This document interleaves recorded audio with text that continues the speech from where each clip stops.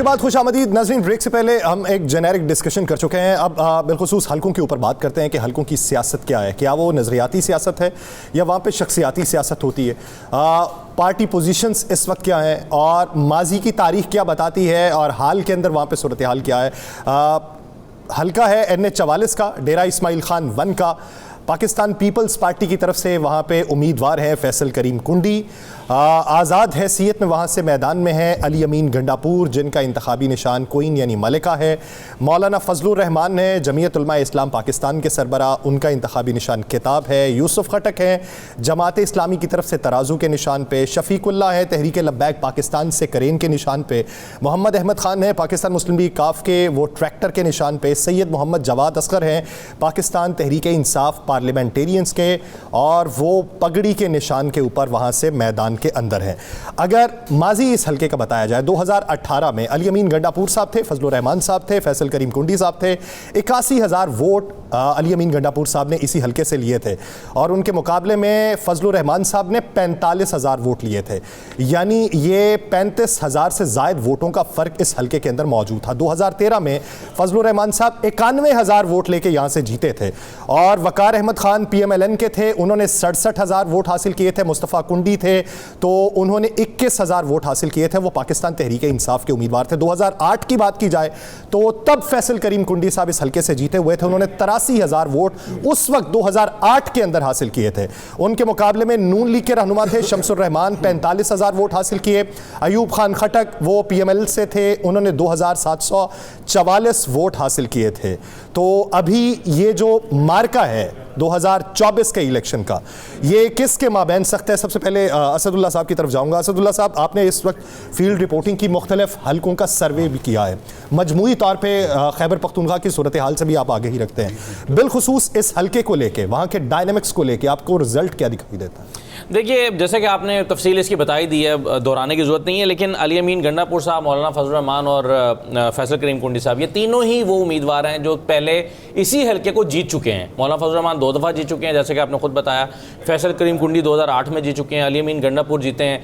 लेकिन आपने देखा कि 40,000 के मार्जिन से, जी हाँ, 35-36 हज़ार के मार्जिन से, आप ठीक कह रहे हैं, तकरीबन 40,000 ही हो जाता है, ये मार्जिन से अली अमीन गंडापुर साहब ने ये हल्का जीता है। अच्छा, अब आज का हम डायनामिक्स को 2018 के डायनामिक्स से कंपेयर करें तो ऐसा क्या फ़र्क पड़ा है कि मौलाना फजलुर रहमान की पॉपुलैरिटी बढ़ गई हो इस हल्के में?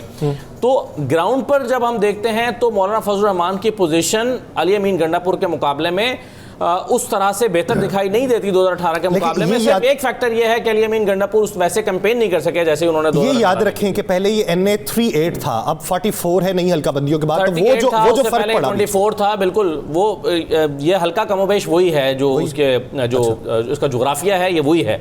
और इसके साथ टांग है, टांग पे अलबत्ता मौलाना की पोजीशन, उनके बेटे की पोजीशन काफ़ी बेहतर है इसके मुकाबले में। पिछली मरतबा भी वो सीट जीत गए थे, शायद इस मरतबा भी वो इस वक्त लीड कर रहे हैं। लेकिन ये वाला जो हल्का है 44 डेरा इस्माइल खान जिसकी बात कर रहे हैं, मुझे लगता है कि मौलाना फजलुर रहमान को उससे बढ़कर चैलेंजेस दरपेश हैं जो 2018 में दरपेश थे। अच्छा। और इसके अलावा जो बाकी लोग आज़ाद उम्मीदवार वकार अहमद खान यहाँ से सियासत क्या करते हैं, 2013 में वो दूसरे नंबर पर भी रहे थे, 2018 में वो लड़े लेकिन वो टॉप 3 में नहीं रहे। तो वो बाकी फैक्टर्स जो है, अब चूंकि ये इतनी ज़्यादा हमारी पॉलिटिक्स में है, इसमें गर्मा गर्मी इतनी बढ़ गई है कि आज़ाद उम्मीदवारों के लिए अब यहाँ पर गुंजाइश उस तरह से नहीं बची है। पार्टी के मुकाबले, ये तीनों पार्टियां आपस में मुकाबले में, अब देखना ये है कि मौलाना फजलुर रहमान और फैसल करीम कुंडी ये आपस में कम्पीट करके दूसरे नंबर के लिए कौन। आमिर साहब, आप क्या समझते हैं कि यहाँ पे फैसल करीम कुंडी जो है वो डेंट किसको डाल सकता है? भाई, हर इलाके में, डिस्ट्रिक्ट में 1-2 सीटें होती हैं जिससे कि वो पूरे डिस्ट्रिक्ट और डिवीज़न को डिफ़ाइन कर रही होती हैं। तो ये वो एक सीट है जिसका पूरा जो साउथ ऑफ KP है, डेरा इस्माइल खान, ऊपर फिर वज़ीरिस्तान टच मलिका, इसके साथ उन सारे एरिया में इसका असर पड़ेगा। और इसकी खसूसियत ये है इस हल्के की कि इसमें 40,000 से फजलुर रहमान साहब जीत के फिर 40,000 से हारे हैं, तो वो क्या अवामिल होंगे। और कुंडी साहब भी जब 2008 में जीते तो वो भी 40,000 से जीते थे। तो ये, मगर मैं अपना तो वहाँ पे जलसों से ही हम तयन कर सकते हैं कि वहाँ पे किसके कितने बड़े हुए हैं। तो मगर मौलाना फजलुर रहमान साहब को खुद ये फिक्र पड़ गई है कि 30-40 साल में पहली दफ़ा वो पार्लियामेंट से बाहर रहे हैं। पिछली दफ़ा वो वाहिद असम्बली थी जिसके अंदर पिछले 30-40 या 85 से ऑनवर्ड वो किसी ना किसी गवर्नमेंट का, सूबाई या वफाक का हमेशा हिस्सा रहे। पहली दफ़ा ना सिर्फ कि वो पार्लियामेंट से बाहर हो गए, उनकी पार्टी बाहर होगी, इसलिए वो वेंजेंस के साथ जो है फिर पीडीएम की गवर्नमेंट में शामिल हुए और फिर वेंजेंस के साथ याद रहे कि पिछले 1 साल से उनकी वर्चुअल हुकूमत थी। उनके समधी जो हैं वो गवर्नर हैं, उनके जो दामाद हैं वो पेशावर के मेयर हैं और वर्चुअली केपी वही चला रहे हैं। पहले जो केयर टेकर गवर्नमेंट थी उसमें 3 वजीर भी उनकी पार्टी के थे, वो बाद में निकाल दिए गए। तो अभी उनको खुद ये फीलिंग है कि वो नहीं, उनके मुश्किल हालात हैं, इसलिए वो कभी भी बलूचिस्तान जाके नहीं लड़ते थे। वो पशीन की सीट में जाके लड़ रहे हैं क्योंकि वो पार्लियामान में रहना चाह रहे हैं। हालांकि इतला ये है कि वहाँ भी बुरे हालात हैं। महमूद खान गच्चमसी के साथ उनकी अंडरस्टैंडिंग हो गई है, मगर वहाँ उस्मान काकड़ के बेटे खुशदिल काकड़ हैं जो कि वो टफ टाइम उनको वहाँ भी दे रहे हैं। तो मौलाना को खुद वेरी फैक्ट कि वो यहाँ से केपी से छोड़ के बलूचिस्तान गए हुए हैं, तो वो उनको ये फिक्र है। दूसरा, मैं आप कह रहे हैं टांक वाली सिचुएशन में भी, लकी मरवत वाली, ये 2 सीटें वो जेयूई वाले लकी मरवत वाली और टांक वाली जीते थे, दोनों में टफ मुकाबला है, वहाँ भी मुकाबला बड़ा ज़्यादा है। मरवत में तो शेर अफजल मरवत लड़ रहे हैं। मैं शेर अफजल ने जो जलसे बन्नू में और लकी मरवत में और टांक में जो हुए हैं वो मैसिव हैं, वो उस इलाके की तारीख में इतने बड़े जलसे हुए नहीं। शेर अफजल के जलसे जो हैं उन्होंने एक तरह से किक स्टार्ट किया कैंपेन। इसके नॉर्थ में लकी मरवत का हल्का आ जाता है ना, एक तरफ टांग का ऊपर है, नॉर्थ में एक। जाहिद साहब, आप क्या समझते हैं ये अगर फैसल करीम कुंडी साहब, या पहले इब्तदाई तौर पे बात हो रही थी कि पीपी के साथ सीट एडजस्टमेंट हो जाए लेकिन नहीं हुई, अब आप देखें कि 20,000 वोट उन्होंने हासिल किए थे, 45,000 थे फजलुर रहमान साहब के, कुल मिला के कर लें तो 65 बनते हैं, फिर भी 15,000 16,000 का मार्जिन है। लेकिन हैरत अंगेज तौर पर 2013 में 91,000 वोट लिए हैं फजलुर रहमान साहब ने, और अली अमीन गंडापुर साहब जो जीते हैं वो 81,000 के वोटों से जीते हैं 2018 में, और मौलाना का वोट कमोबेश 46,000 कम हुआ है। उसकी वजह कैसे? देखिए, एक दो है। देखिए, जेयूआई को अगर आप देखें तो पिछले कई सालों में एक लिहाज से समझा जाता था केपी के जो साउथ कहलाता है उसमें इनका असर नफूस था, यही इलाके डेरा इस्माइल खान, टांक और इस इलाके से, और ख़ासतौर पे जो फॉर्मर ट्राइबल एरियाज़ हैं वज़ीरिस्तान वगैरह में, उनका जेयूआई का असर होता था। लेकिन ये पिछले कई सालों में, जैसे अभी आपने बताया कि मौलाना साहब को 2 दफ़ा शिकस्त हो चुकी है, उसका खुद इसी वजह यही है कि वहाँ पे जो जेयूआई का एक असर नफूस था वो कम हुआ है। और यहाँ पे ये दो जो हैं, गंडापुर और कुंडी, ये ख़ानदान पहले से सियासत में रहा है।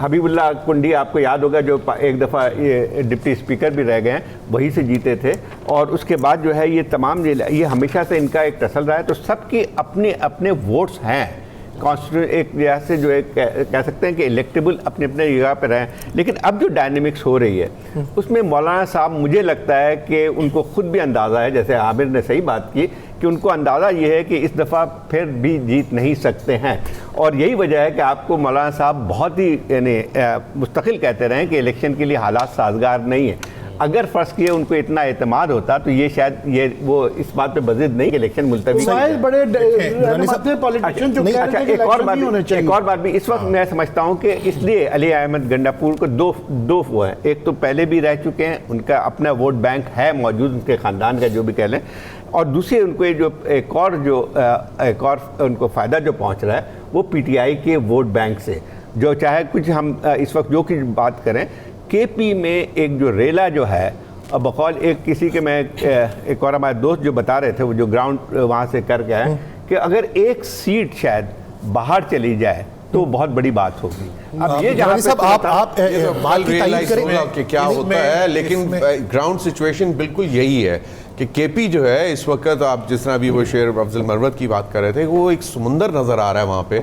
और फिर एक इम्पॉर्टेंट चीज़ जो है कि जो चार्ज्ड क्राउड है केपी का ख़ास तौर पे, और बाकी सूबों में भी, वो एक यंग जो वोटर है ना, जो जिसको हम बात कर रहे थे कि उसको डिस्कस करना चाहिए, वो एक बड़ा इम्पैक्ट क्रिएट करेगा। और वो इस वक्त वही आप ही ने इशारा किया था कि बेसिकली सोशल मीडिया पे जो कैंपेन चल रही है वो विजिबल तो वैसे नहीं है, फिजिकली तो आपको नज़र नहीं आ रही, लेकिन स्पेस पे है, इस स्पेस पे है, और जिसका बेसिकली एडवांटेज जो है वो पीटीआई ले रही है, यहाँ आज़ाद उम्मीदवार ले रहे हैं। साहब, आप जो बात कर रहे हैं दुरानी साहब, आप एक बात सर कि माजी में ये कहा जाता था कि मदरसों के बच्चों के ऊपर सियासत की जाती है, मौलाना के बारे में, यानी अब भी नौजवानों की बात हो रही है, तो जेयूआई फेक ग्रैब क्यों ना कर सकी वहाँ के नौजवान? देखिए, इस वक्त एक ऐसा बुनियादी तब्दीली आ गई है। मैंने पहले भी अर्ज़ किया था केपी के और पंजाब में बिलखुसूस और कराची में, कि यहाँ इलेक्टेबल्स की जो स्ट्रेंथ्स थी वो एकदम से डाइल्यूट हो गई हैं। अब जो है पब्लिक जो है वो इलेक्टेबिलिटी की जो माइट थी उसको चैलेंज कर चुकी है। इवन वो इशारे की माइट को भी, वो सिलेक्टेबिलिटी की माइट को भी वो चैलेंज कर रही है, और इस चैलेंज में ही वो प्राइड ले रही है। और केपीके के बारे में नोइंग केपीके इतना अरसा रहने के बाद भी मैं ये कह सकता हूँ कि केपीके का ये जौहरी एक उसमें फैक्टर है कि वो पुरानों को हटाने में कोई इतनी देर नहीं लगाते वो, और ये सेंट्रल पीटीआई ने ये एक्सेप्शन क्रिएट किया है, वरना उनकी तारीख में हमेशा हर दफा गवर्नमेंट चेंज होती रही, हमेशा से। और ये चीज़ जो है ये इस वक्त नहीं समझ आ रही हमारे रवायती सियासतदानों को, फील्ड में जाके आ जाती है। जब रवायती सियासत की बात करते हैं तो हम एक चीज़ को और नज़रअंदाज कर रहे हैं। हम जब तजिया कर रहे होते हैं एक कन्वेंशनल माहौल में जो कि पाकिस्तान में एग्जिस्ट किया करता, अब उससे हट के चीज़ है। अब जो सबसे बड़ी बात जो कि एक बहुत बड़ी नौजवानों की ताकत, आपने मदरसे का जिक्र किया कि मदरसे के बच्चे जो हैं वो क्यों नहीं वोट देते हैं, तो अब दो तब्दीलियाँ आई हैं। एक तो ये था कि जो नौजवानों की अक्सरियत वोटर्स हैं, दूसरी बात यह है कि वो 2.5 करोड़ नया वोटर है जो कि पिछले इलेक्शन के बाद आ चुका है। 2.5 करोड़ बहुत ज्यादा है। के तालिब इल्म के पास भी मोबाइल है। ये 20% बन जाता है, 18 से 20% ऑफ टोटल वोट। प्रोग्राम में एक हमारे दोस्त बता के गए थे कि वो मौलाना साहब कहीं गए हुए थे, तो वो मदरसे का जो स्टूडेंट है वो भी तो देखेगा ना। एक और इसीलिए मैं कह रहा हूँ कि जब इसके अली मोहम्मद गंडापुर की या किसी और कॉन्स्टिट्यूंसी की बात करें तो हमें ये फैक्टर जरूर रखना चाहिए कि जो नौजवान है जिसकी अक्सरियत आपने बताया 2.5 करोड़ की तादाद है, उसका इस पे वो नहीं होती है कि आपकी जो इलेक्ट्रॉनिक मीडिया या फॉर्मल मीडिया में क्या आ रही है, उसका ये एक उसके पास फोन है। जाहिर बात है सोशल मीडिया के ऊपर ज्यादा वो रिलाई करता है। पीजे मीर साहब, मैं आपकी बात से मीर साहब से अगर पूछ सकूं कि इसके अंदर वहाँ पे एक तो केपी के अंदर पीटीआई एलिमेंट ये है, मगर ये साउथ ऑफ केपी के अंदर क्योंकि इसके साथ वज़ीरिस्तान की एजेंसियां लग जाती हैं, वहाँ एक एंटी तालिबान की पिछले 2018 में भी याद रहे कि अली वज़ीर और मोहसिन दावड़ जो हैं ऊपर वज़ीरिस्तान से, वो मज़ामती एंटी तालिबान, वहाँ इतनी दहशतगर्दी के वाक़यात होते हैं, लोग इतने ज़्यादा तवातर से मार दिए जाते हैं, शहीद कर दिए जाते हैं, वो एक रिएक्शन भी है। बिल्कुल है, क्योंकि ये देखें ना, आप इन इलेक्शंस को आप गेज करें, ये कंट्रोल्ड है। कुंडी हमें पता है कि कहाँ से आए, आगे प्रोमिनेंस में आ गए, वो फैक्टर आउट हो गया। मौलाना फजलुर रहमान को आपने रखना है अंडर कंट्रोल। आपके पास जो एक कैंडिडेट है वो है सेनेटर वकार। वकार प्लेज जहाँ से पाइट पाइपर बजेगा। Waqar is likely to be winning this seat rather than जो हम कहते हैं कि ये जीतेंगे। आप देख लीजिएगा, देखो वकार साहब कहीं एग्जिस्ट नहीं कर रहे, दूर तक नहीं नजर आ रहे। यही तो सरप्राइज होगा। वो सेनेट में जीत रहे हैं, इलेक्टेबिलिटी तो उसकी छोड़ दें, सेनेट तो छोड़ ही देना। ब्रीफ केस का कमाल से जीत जाए। वोट देखें कि दूरबीन से भी ये पूरे सर वो जिस तरीके से बात कर रहे थे कि 10,000 वोट के मार्जिन को तो चेंज किया जा सकता है। वोट गए नहीं है शायद। आप एक चीज को भेज करो, जब हम कहते हैं ना 10,000 15,000, don't forget the population is rising as well. आप उस फैक्टर को भी गेज रखो। आप कर लिया तो जब आप ये भी देखें 2013 में 91,000 में वकार आता है। 2018 में पॉपुलेशन बढ़ गई, लेकिन जीतने वाला वोट ले रहा है उससे कम के 10,000 वोट कम लिए हैं। अली अमीन गंडापुर ने 81,000 वोट है। अमीन ने कर लिया ना। हाँ जी। आप जहां कार्ड गलत करेंगे तो जो मर्जी आप होंगे, आप नहीं जीत सकेंगे। You have to play the right card. एक मिनट फिर पीजे बताएंगे। आपने हमें बताया कि फैसल करीम कुंडी, आपने फिर इशारा किया कि यूं करके कि हमें पता है कि कहां से आ रहा था, ठीक है। फिर आपने मौलाना फजल रहमान को कहा कि उसको रखना है। फिर आपने कहा कि इन दोनों चीजों को सामने रखते हुए एडवांटेज किसको आप दे रहे? वकार को। उसके पीछे ये है या ये है, ये बता दें। मैं अवैध साहब ये ब्रेक इसको- पे इसको पता है फूल है या पुश है? आमिर, इसको पता है, इसको पता है। नहीं, मुझे नहीं मालूम, मुझे नहीं मालूम। Actually I don't see that happening honestly. चले जमीर साहब, ब्रेक पे जाने से पहले अवैध साहब की टेक भी ले लूं इस पे। अवैध साहब, वो जिस तरीके से बात इन्होंने की थी कि केपी वाले किसी को मजाक रिमूव कर रहे करने थे में देर नहीं लगाते, तो वो मैं एक शेर है उसमें तरमीम के साथ के रूठों को मनाने में जरा सी देर लगती है, तो किसी को भी हटाने में जरा सी देर लगती है। समझते हैं कि किसी को भी हटा के वहां पे कोई और आ सकता है, जिस तरीके से वैसे PJ मैं मीर साहब एक सिर्फ कर रहे आपको इन्फॉर्मेशन वो दे दूं, फिगर दे दूं कि वकार अहमद खान के 19,000 वोट थे 2018 के इलेक्शन में, जब जीतने वाला 81,000 वोट ले रहा था। तो इनके 19,000 वोट थे। हालांकि उस वक्त भी ये समझा जाता था कि जी ये डेरेदार अच्छा, आदमी ये है, देख- ये पैसे देख- खर्च कर रहे हैं, हवलदार हैं। सोच के खड़ा हो। मैं इसके साथ था वहाँ DI चले, खान में मैं- उसको कर- सर, लास्ट ये मिनट- कैंपेन ही यूजलेस थी इसकी। वो जिस तरह अभी ये PML इस दफा भी आप नहीं है वहाँ पे। जमीर साहब, टेक हाँ जी, पूरी हो गया है। मुझे वो अवैध वेट साहब कर की रहा था, टेक लेनी है। सिग्नल आया नहीं। सर आप अच्छा, ये फिर दोबारा बात बताइए। अच्छा, आप थे तो 19,000 वोट थे। अब कंफर्म हो गया जी। अवैध साहब, देखिए, आज 2018 मार्क में कर उनके लें। 18,000 थे, जाहिद भाई, 2013 में मार्क उनके कर 47,000 थे। लेकिन अच्छा इस पे अवैध साहब की टेक देखिए, ये ऑन रिकॉर्ड रखना। ने जान डाल दी है इस पूरी गुफ्तगू में। जो हम बात कर रहे हैं ना यहाँ पे, हमारे यहाँ जो मीडिया में भी गुफ्तगू होती है और जो हलकों की पॉलिटिक्स है, कॉन्स्टिट्यूंसी पॉलिटिक्स की बड़ी बात होती है, उसको ट्रेडिशनल लेंस से देखा जाता है। वही ज़ात, बिरादरी, जोड़ तोड़, ये वो, किसी की पुश, किसी की पुल। पाकिस्तानी जब भी किसी भी फील्ड में डिसरप्शन होती है ना, तो जो पुराने लोग होते हैं उनको यकीन नहीं आता कि ये क्या हो रहा है। पाकिस्तानी सियासत में इस वक्त डिसरप्शन हो चुकी है। उस डिसरप्शन का हिस्सा वो नौजवान वोटर है जिसकी जायद साहब बात कर रहे सही। थे। वो 2.5 करोड़ वोटर हज़ारों की तादाद में हर हलके में शामिल हो रहा है। ऐसा ही। नौजवान जनरेशन जो इस वक्त है, जो 18 और 22 के दरमियान है, उनके ऊपर जो रिसर्च है पूरी दुनिया में, वो ये है कि वो एक्सपेरिमेंट करना चाहते हैं। वो ट्रेडिशनल मोल्ड में नहीं है, किसी के कहने में नहीं है। और जो पुराने वोटर हैं उनकी भी गालिब तादाद ऐसी है जिसकी बहरहाल एस्पिरेशंस हैं, वो चीज़ों को ठीक होते देखना चाहते हैं। और पुरानी पार्टियों ने हमें बार बार ये बताया है कि हमें जब भी मौका मिलेगा हम उसी तरह की पॉलिटिक्स करेंगे जो हम हमेशा करते रहे हैं। तो लोगों ने अपने मसाइल के हल के लिए भी तो किसी की तरफ देखना है ना। ऐसे ही। ये जो नंबर्स हम देख रहे हैं, अगर आप सिर्फ उस फर्क को ना देखें, आप उसको इन टर्म्स ऑफ परसेंटेजेस भी देखें कि वो किस तरह बढ़ रहे हैं और किस तरह कम हो रहे हैं, तो आपको बहुत ज्यादा फर्क नजर आए। एक फिगर मैं शेयर कर दूं कि जो 35 साल से छोटे हैं वो 45% हैं, यानी तकरीबन आधे वोटर।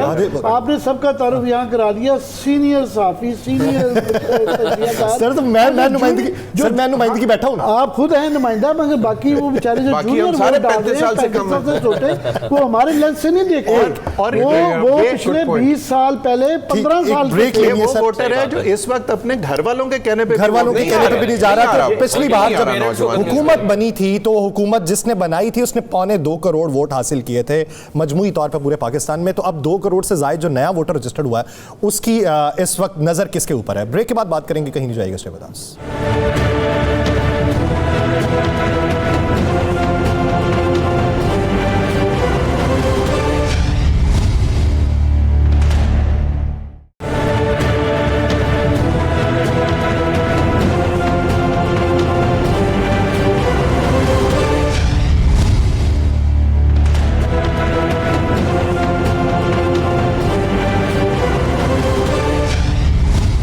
ब्रेक के बाद खुश आमदीद नाज़रीन।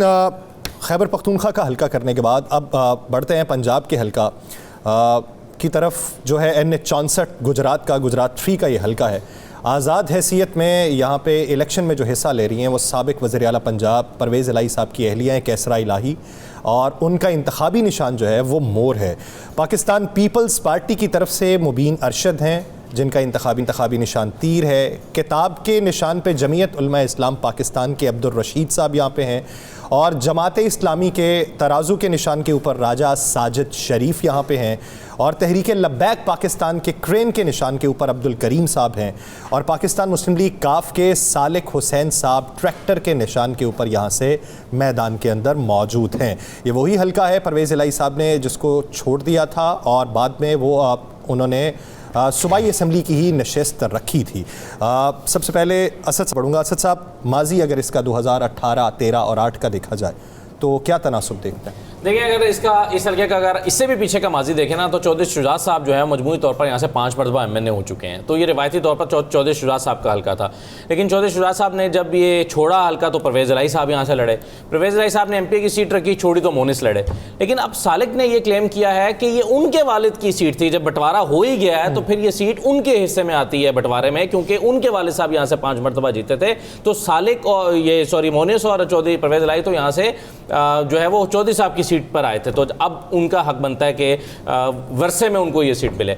अब वो ये यहाँ पर लड़ रहे हैं और इस लिहाज से ये बड़ा दिलचस्प हल्का हो गया है। पिछली मरतबा परवेज़ इलाही साहब ने बहुत वोट दिए थे, 1,22,000 वोट लिया था, और चौधरी मुबशर जो थे उन्होंने सिर्फ 49,000 वोट लिया था। 73,000 का फर्क बनता तो ये 73,000 वोटों का फर्क, तो ये बहुत बड़ा फर्क था। इसका मतलब है कि रिवायती तौर पर तो है तो सीट चौधरियों की, लेकिन अब चौधरी आपस में टकरा गए हैं। अब यहाँ चूंकि परवेज़ इलाही साहब खुद मौजूद, कागजात उनके बहुत ही आखिर में जाकर हुए और उन्होंने फिर फैसला किया कि PP 32 से MP की सीट पर लड़ेंगे। दिलचस्प बात अब यहाँ पर हो गई है कि चौधरी सालिक हुसैन जो हैं ये MNA भी लड़ रहे हैं, MPA भी लड़ रहे हैं, और MNA पे उनका मुकाबला कैसरा इलाही के साथ है और MPA पे PP 32 के साथ उनका मुकाबला परवेज़ इलाही साहब के साथ है। तो दोनों सीटों पर ये मुकाबला होने जा रहा है। और ये जो PP 32 है ये भी रिवायती तौर पर, और साथ में इसके साथ वाली जो MP की सीट है वहाँ से चौधरी शाफे लड़ रहे हैं। तो ये बड़ा दिलचस्प है। नून लीग ने अपना उम्मीदवार यहाँ से खड़ा नहीं किया हुआ। एक एडवांटेज ये रहेगा चौधरी सालिक को। फिर उन्होंने कैंपेन अपनी पूरी की है, भरपूर की है, धड़ों को बरादरियों को साथ मिलाया है, ये चौधरी सालिक को एडवांटेज रहेगा। लेकिन बहरहाल कैसरा इलाही भी अपनी उन्होंने जिस हद तक वो कैंपेन कर सकती थी, बहरहाल टफ कॉम्पिटिशन है मेरे ख्याल में। एक और सीट कौन सी थी जिसमें अहमद मुख्तार ने हराया था इनको? अहमद मुख्तार यही सीट थी। 2008 में भी और 2096 में जी 2008 में भी 2008 में अहमद मुख्तार थे, फिर 2013 में दोबारा गिल भी एक दफा जीते एक सीट पे शायद। चौधरी शुजात 2002 जीते हुए हैं, 2008 हार गए थे, फिर परवेज़ इलाही 2013 जीते। 90s में जीते थे, 93 में गलबत। गजनफर गुल 93 में। सीट पे भी और तमाम सीटों पे खवातीन के वोट को अभी तक हमने डिस्कस नहीं किया, जबकि अल्हम्दुलिल्लाह पैनल में भी इस वक्त कोई खातून भी कोई नहीं। मतलब अगर यूथ के वोट को देखें तो यूथ के वोट से ज़्यादा खवातीन का वोट है। सही। और खवातीन का वोट जो है वो मेरा जो एक्सपीरियंस है पब्लिक रिएक्शंस का देखने का, उसमें यह है कि खवातीन जब एक दफ़ा फिक्स कर लेती हैं अपनी माइंड को या किसी मजलूम के साथ खड़ी हो जाती हैं, खा उसका बच्चा हो या कोई खाविन तो हो नहीं सकता। के बात कीजिएगा, खवातीन आप कह रहे हैं फिक्स हो जाती हैं, फिर हटती नहीं है, घर भी वापस जाना है। हाँ, इसलिए मैं कह रहा हूँ घर जाने की उनकी जरा ताजीम कर। देखिए KPK में जितने बदले के कत्ल होते हैं आपको पता है, उसके मेजॉरिटी के पीछे खातून होती है, और पूरे मुल्क के अंदर सबसे ज्यादा। आपने शामिल किया, मैं आपको फैक्ट्स बताऊंगा। मैं दुरानी साहब, मैं इसी फैक्टर के ऊपर भी बात कर लेते हैं। सर अगर देखा जाए, सर पहले फर्क देखें, फर्ज कर लें 1,22,000 वोट हैं और वो ये समझते हैं कि ये चौधरी शुजात साहब के थे। अगर इसको बांट भी लिया जाए तब भी एक नशिस्त निकल आती है। लेकिन नीचे वोट अगर देखें, नून लीग का 50,000 के करीब था, TLP का 27,000 के करीब था। नून लीग का तो उम्मीदवार नहीं है ना, अब नहीं है तो किसको फायदा नून लीग का उम्मीदवार टेक्निकली उन्होंने इस पे बड़ी कम PMLQ के साथ वो शिकायत कर रहे हैं कि जो हमारे साथ वादा किया था सिर्फ तारिक बशीर चेमा के ऊपर थोड़ी सी गुंजाइश निकाल रही है। वहाँ भी सऊद साहब खड़े हुए हैं इंडिपेंडेंटली, और वो इल्ज़ाम लगा रहे हैं गुजरात में भी हमारे साथ ये धोखा कर रहे हैं और इनका वोट हमें नहीं डलवाने की कोशिश कर रहे हैं। सो ये उनकी जो नून के वहाँ पे उनकी नून लीग की सपोर्ट मिल नहीं रही। अब क्लियरली ये तो देखना है कि ये ख़ानदान 70 साल से इकट्ठे रहा। अब ये कि चौधरी शुजात और परवेज़ इलाही का ये ख़ानदानी डिवीज़न की वजह से, तकसीम की वजह से वोट कितने तकसीम होंगे कि वो अलहदा बहस है। मगर एक एडवांटेज है और एक डिसएडवांटेज है परवेज़ इलाही साहब को और कैसरा इलाही साहबा को। एक तो ज़ाहिर है वो कैद में है और वो खुल के कैंपेन नहीं उस तरीके से कर रहे जिस तरह के सालिक साहब या बाकी उनका ख़ानदान कर रहा है। मगर एडवांटेज ये है कि वहाँ उनको अपने वोट के साथ PTI का वोट जो है वो भी मिल रहा है। सो ये एक बड़ी मुनफरद सिचुएशन है गुजरात में, जो कि ये बड़ा टफ मुकाबला है। ये मतलब यहाँ पे खास तौर पे दो चीज़ को जो है सही बात करें कि एडवांटेज तो एक तो खानदान का जो है जो वोट बैंक है, दूसरी बात ये इस पे, लेकिन मैं ये इस पे आगे चलने की बात कर रहा हूँ कि सिर्फ यह गुजरात की सीट की बात नहीं है, बल्कि आपको पंजाब की ज़्यादातर सीटों में यही नज़र आएगा। और ख़वातीन का जो रोल है, और मैं नहीं समझता हूँ कि उनको किस तरह रोका जा सकता है, बल्कि ये भी हो सकता है कि वो खुद भी इन्फ्लुएंस करती हैं अपने मर्दों को। जैसे कैसरा इलाही के मुतालिक मशहूर था कि परवेज़ इलाही इसलिए खड़े हुए हैं कि उनको उनके ख़ानदान की औरतों ने कहा है कि ये चौधरी शुजात साहब की जो बहन है वो जो है उन्होंने कहा कि मजाल आप इसको नहीं छोड़ेंगे। तो ये एक फैक्टर जो आपको पिछली दफा नजर नहीं आता है इलेक्शंस में। ठीक है मीर साहब, आप क्या इस पर राय रखते हैं? एक तरफ वोट PMLQ का बटा PMLN का चले, एक तरफ कुछ ना कुछ तो जाएगा, उधर से PTI का भी आएगा, तो क्या तनासुब देखते हैं? देखिए ये बड़ी कंफ्यूजिंग सिचुएशन है वहाँ वोटर के लिए। जिस तरह आमिर ने बात की, वो देखो दोनों भाई सारी उम्र इकट्ठे रहे और ऑल ऑफ अ सडन आप देखो एक पॉलिटिकल ट्विस्ट आ जाती है। फिर उसके साथ आप देखें मुनस, सालेक, शाफे, इनके अंदर वो एक फ्रैक्चर्स आ जाते हैं। फिर परवेज़ साहब की वाइफ वो लड़ रही हैं आगे आके, बिकॉज ऑब्वियसली वो नहीं है वहाँ। तो ये एक बड़ा कंफ्यूजिंग फैक्टर है फॉर द वोटर। वहाँ जो वोटर है वो दोनों का वोटर है, ये छोड़ दें कि चौधरी शुजात का या परवेज़ इलाही, दोनों का वोटर है। अब उसने डिसाइड करना है, उसके लिए सबसे मुश्किल मरहला, उसके लिए बहुत मुश्किल है, उसके लिए बहुत मुश्किल है। और कहीं भी ये जो अलायंसेस हो रही हैं, ये सदर्न पंजाब से भी लोग आते हैं इनके पास, हर बंदा आता है और वो आके बेसिकली अभी तक कोशिश ये होती है कि भाई कहीं मफामत हो जाए, कहीं रिकन्सिलिएशन हो जाए, अभी तक लगे हुए हैं। और एक वक्त आ गया था बीच में जब परवेज़ साहब और शुजात साहब ये डिस्पाइट ऑल डिफरेंसेस एक दूसरे से बातचीत पे हो गए थे। बल्कि मैं इसमें आपकी इजाज़त से जो है आप भी कर लीजिएगा, वैसे भी मैं चाहूँगा कि इस पर ओवरऑल भी पूरे इस इलाके की, ये असल में सेंट्रल पंजाब में कोई गढ़ अगर नून लीग का, लाहौर में भी 2-4 दरारें आ गई थी, 3 सीटें ये हार गए थे, मगर गुजरांवाला डिवीज़न जो साहब का अब तो गुजरात डिवीज़न बन गया हुआ है, ये इलाका था जिसमें 100% एक ज़माने में नून लीग की सीटें होती थी। मगर गुजरात वो डिस्ट्रिक्ट था जिसमें पहले भी 3 सीटें ये नेशनल की हारे थे।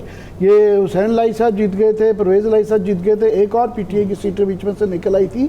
सो वैसे ही ये ड्रिफ्ट कर रहा था नून लीग से अलहदा, और पूरे डिवीज़न जो साहब का गुजरांवाला होता था, गुजरांवाले में भी दरारें नज़र आ रही हैं। सियालकोट में ऑब्वियसली शकरगढ़ दानियाल चौधरी जो है वो मजबूर हो गए हैं इंडिपेंडेंट लड़ने के। एहसन इकबाल नारोवाल के अंदर भी प्रॉब्लम आ रही है, सियालकोट में ख्वाजा आसिफ की प्रॉब्लम आ रही है। तो साहब का डिवीज़न की जो ये दरार, ये असल किला नून लीग का था, लाहौर से ज़्यादा वो गुजरांवाला साहब का डिवीज़न था, जो कि अब गुजरात डिवीज़न भी जिसका हिस्सा बन गया। बिल्कुल आप ठीक कह रहे हैं। देखें, अगर तो ये दोनों इकट्ठे होते तो जैसे उनके घर की सीट है तो एनालिसिस बड़ा आसान होता।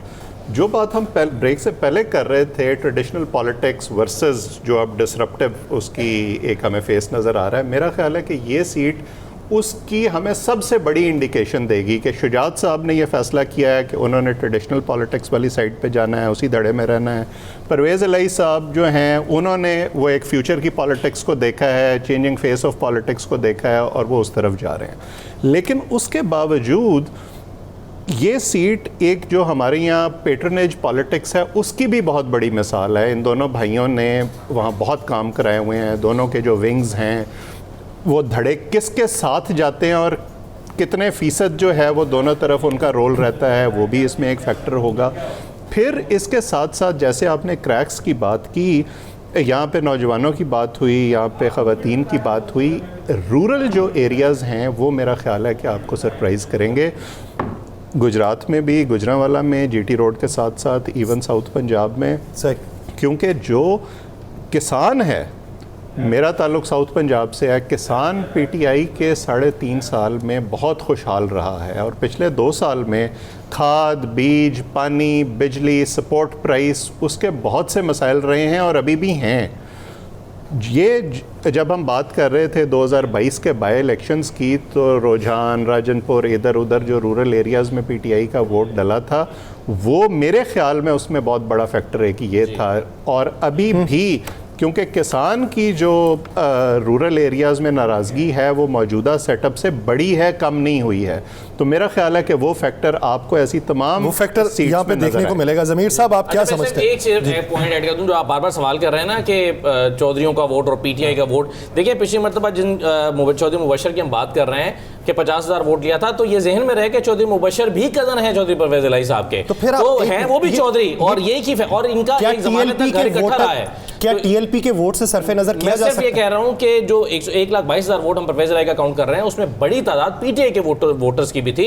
अब वो पीटीआई का वोटर भी जो है वो दोनों चौधरियों में से किसी एक चौधरी का इंतखाब करेगा, ये भी ज़हन में रहे। साहब, इस पे आप 2018 के बाद जितने बाई इलेक्शंस अभी तक हुए हैं, इस जनरल इलेक्शन से पहले, टीएलपी का वोट बहुत मार्जिनलाइज हुआ है। ऐसा ही हुआ इस हल्के में, मगर जो है बाई इलेक्शन में हुआ है, मगर इसमें बहुत ज़्यादा प्रोमिनेंटली 27,000 वोट बहुत ज़्यादा है। 2018 में बहुत ज़्यादा वोट पड़ा था, तीसरे नंबर पे। लेकिन अगर टीएलपी वाले जीत नहीं सकते, पिछले बार भी ये मेरे ख्याल कोई नेशनल असेंबली की सीट नहीं मिली थी, लेकिन हर कॉन्स्टिट्यूंसी में, खासतौर पंजाब में उनका एक वोट बैंक मौजूद है, वो कितनी हद तक असरअंदाज हो सकती है किसी भी फरीक के लिए। ज़मीर साहब, आप क्या समझते हैं? एक बात होती है कि कौन सा घर खुश रखना है, बड़े वाला या छोटे वाला। एक होता है कि दोनों ही खुश रखने हैं, वोट ही ना दें तो दोनों ही खुश हैं, कि एतराज बाद में कह तो सकते हैं ना भाईजान, हमने ना उसको दिया ना आपको दिया। देखिए, एक तो ये जो है ना परवेज इलाही साहब की जो अहलिया कैसरा इलाही, वो एक और चीज़ भी साथ लेकर चल रही हैं, वो सिंपैथी वोट भी है परवेज इलाही का कि, और फिर एक चौधरी शुजात हुसैन तो है ही है, दूसरी शुजात जो दिखाई है परवेज इलाही साहब का, उसका वोट भी है। तो वो एक चौधरियों का अपना वोट, और फिर सिंपैथी वोट, और फिर पीटीआई पेट्रोनेज का वोट, और एक मजामत का वोट, औरतों का वोट आ गया साथ में। और वो एग्रीव्ड पार्टी देखी जा रही है गुजरात के अंदर, बहरहाल दोनों का शुजात और एक खानदान है, एक एग्रीव्ड वोट उनके साथ है। ये फैक्टर भी बड़ा इंपॉर्टेंट है। अगले दिन मैं सुन रहा था चौधरी सालेक को वो किसी प्रोग्राम में, तो वो जो बता रहे थे कि जी अब तो शायद जो पीछे ने कहा ना कि शायद दोबारा कोशिश हो रही है, लेकिन अब मेरा ख्याल में अब बहुत ज़्यादा लाइन जो है ना वो गाड़ी हो गई है बीच में। उसकी वजह नहीं, सुन ले, उसकी वजह ये कि मैंने चौधरी सालेक को कहते हुए ये सुना है, उसने कहा कि जिस किस्म की लैंग्वेज यूज़ की है मुनिस ने अपने मामू के लिए, वो जो है वो दैट इज नॉट, वो उसने डिनाई किया एक्सेप्टेबल। वो एक्चुअली बात है कि बाहर गेट के बाहर जो नारे लगाए थे शुजात साहब के लिए, वो परवेज साहब ने आके अपोलोजाइज किया कि वो नहीं करने चाहिए थे। मैं आपको बता रहा हूँ नहीं, लेकिन अभी अब बच्चों की बात हो रही है जी। हाँ, बच्चे जो है बच्चे अब नहीं करीब आने को तैयार, बच्चे नहीं आएंगे ना, तो फिर बाकी विरासत का इशू, बच्चों की लड़ाई है। और सियासत की विरासत में भी कोई किसी को नहीं छोड़ता। पहले ज़माने में तो बादशाह जो थे वो सारों को। इसमें जो एक फैक्टर और बहुत ही इम्पोर्टेंट है वो ये है कि जो माजी की तमाम जो हमारी असेसमेंट्स हैं उनको गलत कर रहा है। पहली बात तो गुजरात की हद तक तो एक तो उसमें सिंपैथी का वोट, दूसरा जीदारी का वोट, दोनों वोट जो हैं वो उस तरफ जा रहे हैं। सर आखिरी 8 मिनट हैं तो हम एक और हल्का अगर एक मिनट उस पर डिस्कशन कर सकें। NA 71 सियालकोट का ख्वाजा आसिफ साहब का ये हल्का है, वो शेर के निशान पे मैदान में है। उनके मुकाबले में उस्मान डार साहब की वालिदा हैं रेहाना इम्तियाज़ डार, वो मैदान में है और उनका गालिबन झूला निशान है, इंतखाबी निशान। ख्वाजा अवैस मुश्ताक है पाकिस्तान पीपल्स पार्टी से, ताहिर महमूद भट्ट हैं जमात इस्लामी से, चौधरी असलम भट्टी हैं तहरीक लब्बैक पाकिस्तान से। असद भाई, इसका अगर माजी डिस्कस किया जाए तो बहुत माइनर सा मार्जिन था ख्वाजा साहब का और उस्मान टेलीफोन कॉल के नतीजे में ये राय भाई तो वो खुद कहते हैं, हम तो नहीं कहते वो, और वो पिछले दिनों ने कहा कि नहीं मैंने फ़ोन नहीं किया था, व्हाट्सएप किया था। तो ये बिल्कुल सही कह रहे हैं, आपको 1,500 वोटों का फ़र्क पड़ा था 2018 में। ख्वाजा आसिफ साहब यहाँ से 13 भी जीते हैं, 2008 भी जीते हैं, 2002 भी जीते हैं।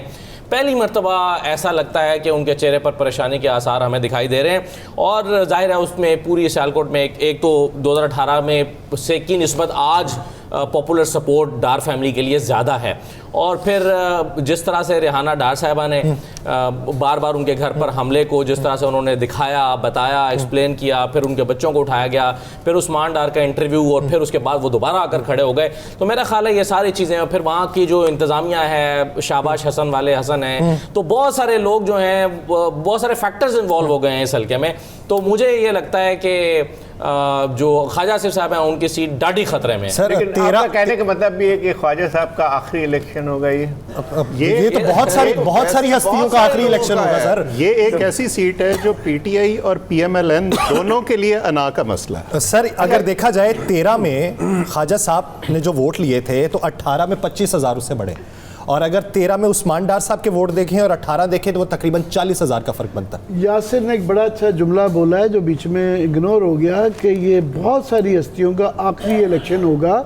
उसकी बुनियादी वजह ये है कि ये जिस तरह प्लेट में रख के ये सारा कुछ पेश किया जा रहा है, इसके बावजूद भी अगर एक्सपेक्टेड रिजल्ट्स नहीं आते, वो जो सोचे जा रहे हैं वो नतीजा नहीं निकलता, तो उसके बाद काफ़ी लोगों की सियासत भी दफन हो जाएगी और काफ़ी लोगों की हमेशा के लिए दफन हो जाएगी। तो ये तो एक सबसे बड़ा सवाल है ओवरऑल का, इस सूरत हाल का। याद है इस इलेक्शन के अंदर लोगों को भूल जाता है कि जब हम सारे यहाँ पिछले इलेक्शन में एग्जैक्टली यही बैठे हुए थे 92 की स्क्रीन पे, और वो ये आ रहा था कि जीत गए, हार गए, आखिरी खबर ये आई थी कि ये हार गए। उसके बाद वो व्हाट्सएप मैसेज जो हुआ वो बाद में बताया गया कि वो हुआ। और ये वो इलेक्शन है, याद रहे कि बाई इलेक्शन के अंदर ये सुप्रीम कोर्ट में भी ये डिस्क्वालिफिकेशन हो गई थी। उसके बाद फिर वहाँ भी कुछ हुआ था जिसकी वजह से नवाज शरीफ साहब के कामे की वजह से वो नाअहल हो गए थे। इनका भी एक कामा था, इनको वो नाअहलीन की नहीं हुई थी। तो ख्वाजा साहब बेनिफिशरी रहे हुए, इस दफ़ा परेशान है। लेकिन वो जो आप कह रहे हैं ना औरतों का वोट और सिंपैथी वोट गुजरात का, वो इस हल्के में बहुत ज्यादा है। सर आखिरी 4 मिनट है। एक और बात भी है इसमें, सियालकोट की यह वाली सीट है जो पहले भी आप कह रहे थे कि बहुत ही मार्जिन कम था और किसी यानी मैं सर वो किसी ने वो मैंने नहीं यूज किया, वो असद साहब ने कुछ और वजूहात भी थी जीतने की उनको आखिरी वक्त में। लेकिन यहाँ पे जो सबसे बड़ा फैक्टर जो बन के आता है, जो कि यानी ये डार साहब की वालदा का है, एक तो नंबर 1 उनकी अपनी रूट्स मौजूद हैं, लेकिन जिस तरह से वो कैंपेन कर रही हैं वो मेरे ख्याल किसी और कैंडिडेट की जो है मतलब पीटीआई किसी और कैंडिडेट में इतनी तेजी के साथ नहीं की है। रानी साहब तायीद करते हैं इसमें जो और वजूहात पे बड़ी आपने थोड़ी सी हिचकिचाहट से कहा, और वजूहात तो इस दफा और ज्यादा मौजूद लेकिन और वजूहात मजीद आबोताब के साथ मौजूद होंगी। लेकिन यहाँ पे वाकई जो पंजाब की ट्रेडिशनल बहादुरी का और पंजाब का जो एक तुर्रा इम्तियाज़ है कि पंजाब जो होता है वो जीदारी को बहुत पसंद करता है, तो जीदारी का पूरा तमाम रिफ्लेक्शन जो है वो सियालकोट में नजर आता है। सर आप क्या समझते हैं, अगर ख्वाजा साहब जीते तो कितना तनासुब होगा, और अगर हारे तो फिर मार्जिन कितना? देखिए आप एक प्लेयर को भूल रहे हैं, उस जगह की फिरदौस आशिक अवान, वो साथ वाले वो सपोर्ट उनकी वहाँ जो होगी वो भी इन्हीं के साथ जाएगी। वो भी वकार खान वाले अपनी सपोर्ट नहीं है डॉक्टर फिरदौस, वो भी वकार खान वाला एग्जैक्टली केस है उसकी, लेकिन उसने काम किया। आपको फर्क डालना पड़ेगा, 19-20 वाला काम नहीं है, वहाँ भी 1-20 वाला है। कुछ बहादुर लोग होते हैं जो कमजोर के साथ खड़े होते हैं। दोस्तियां किसी और दिन टीवी में बैठे हैं, आपने कहा वकार के साथ आप पिछली दफा हल्के में गए हुए थे, कवरेज फरदास के उधर बहादुरी नहीं और वकार में एक कदर मुश्तरक हो सकती है। लड़ती फिर रही है। लास्ट मिनट है अवैध साहब, आप क्या राय रखते हैं? जो फ्रिंज वोटर होता है ना, जो इकोनॉमी पे वोट देता है, सियालकोट वो शहर है जो पाकिस्तान की इकोनॉमी को बहुत सारे तरीकों से ड्राइव करता है। तो वो वोटर ने ये फैसला करना है कि हमारी फैक्ट्रियां पिछले 2 साल में चली हैं या बंद हुई हैं। फिर आप असेंडेंसी देखें पीटीआई की उस हल्के में कि 2008 में वो तीसरे नंबर पर नहीं थे और तीसरे नंबर पर आने वाले वोटर को 9,000 वोट मिले थे। ऐसा ही पिछली दफा 1500 का फर्क था और ये ग्राउंड स्वेल नहीं था जो इस 30 सेकंड्स रह गए। ज़मीर साहब आप इस बारे में क्या राय रखते हैं इसी हल्के के बारे में? देखिए मैं एक तो ये कि it would be a big upset if Khawaja Asif wins.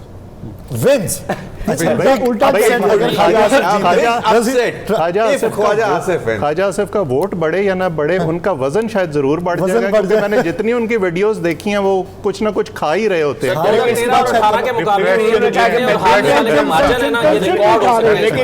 Record हो सकता है नाज़रीन, आप ट्रांसमिशन का वक्त खत्म हुआ चाहता है। अगली जो ट्रांसमिशन का मरहला है वो 4 से 6 के माबैन होगा, तो आप उसमें ज्वाइन कर सकते हैं। अभी तक की जो राय है ये राय हकायक के ऊपर मबनी थी। उम्मीद है आपको पसंद आई होगी। हमें दीजिए इजाज़त, अपना बहुत सा ख्याल रखिएगा। अल्लाह निगहबान।